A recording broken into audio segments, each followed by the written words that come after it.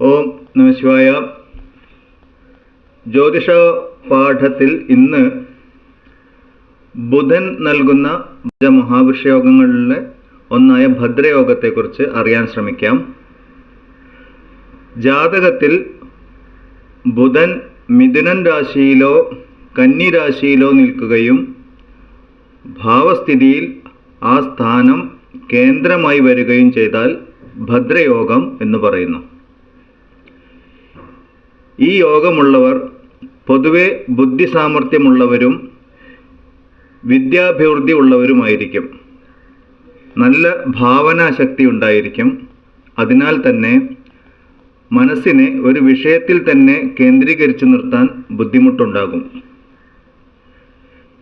പ്രായക്കുറവ് തോന്നിക്കുന്ന രൂപം, ആനയുടെ ഗതി പോലെ പ്രത്യേകതയുള്ള ആകർഷകമായ നടത്തം, ശാസ്ത്രജ്ഞാനം, ധർമ്മബോധം, വാണിജ്യ താൽപ്പര്യം, പാണ്ഡിത്യം, സ്വാതന്ത്ര്യചിന്ത, വിനോദഭാഷണം, ഹാസ്യഭാഷണം, പരോപകാര കർമ്മങ്ങൾ, സാഹിത്യത്തിൽ താൽപ്പര്യം, പ്രശസ്തി എന്നിവയൊക്കെയാണ് സാമാന്യമായ സൂചനകൾ.